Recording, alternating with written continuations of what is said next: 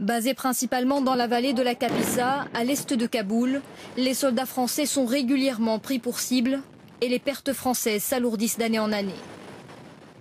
Célia Nunes Patego a perdu son frère il y a 7 mois, le caporal Guillaume Nunes Patego. L'annonce des morts d'aujourd'hui ravive sa douleur et sa colère. On ne veut plus, quoi. Il ne faut plus que cette liste s'allonge, quoi. C'est terminé, quoi. Stop, ça suffit. La douleur, c'est pas possible. Enfin, c'est une douleur, elle est indescriptible, quoi. Mais en même temps, 82 soldats qui sont morts là-bas, ça voudrait dire qu'ils sont morts pourquoi? Si finalement on laisse les choses en état, quoi, comme ça. 2011 sera l'année noire, 26 soldats tués, dont 7 dans un attentat suicide le 13 juillet et 2 dans les tirs délibérés d'un militaire afghan. Les talibans multiplient ce genre d'attaque grâce à des agents infiltrés dans l'armée afghane. Des violences qui visent également les autres troupes de l'OTAN. Selon un décompte non officiel, près de 3000 soldats étrangers ont perdu la vie en terre afghane. Voyons maintenant justement où nous en sommes sur le terrain en Afghanistan aujourd'hui. Bonsoir Franck Genozo, merci d'être avec nous. Quelques éléments, où sont positionnées les troupes françaises et quelles sont leurs missions actuellement?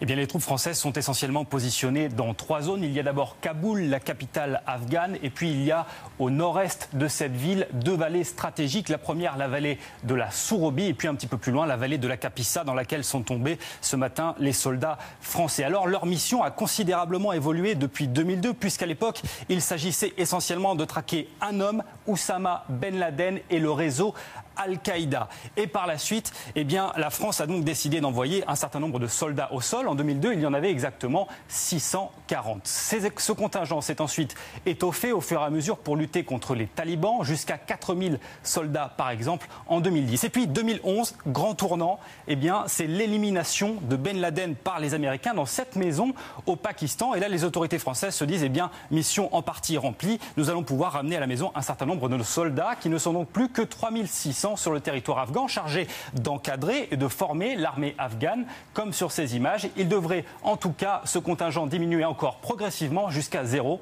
plus aucun soldat en Afghanistan en 2014. Merci beaucoup Franck. Alors que faire? Comment réagir face à ces disparitions? Et puis, bien sûr, quel sentiment pour les familles de victimes? Un témoignage ce soir avec nous.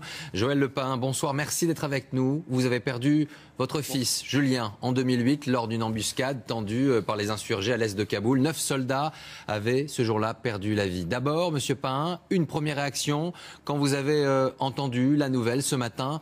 Quel a été votre premier sentiment? C'est la résonance de votre histoire ou vous avez pensé aux familles des victimes? Vous savez, c'est un petit peu le mélange des deux, parce que on revit au travers des autres victimes notre propre histoire. Donc de toute façon, notre plaie n'est absolument pas refermée, et l'on sait ce que maintenant les autres familles vont vivre.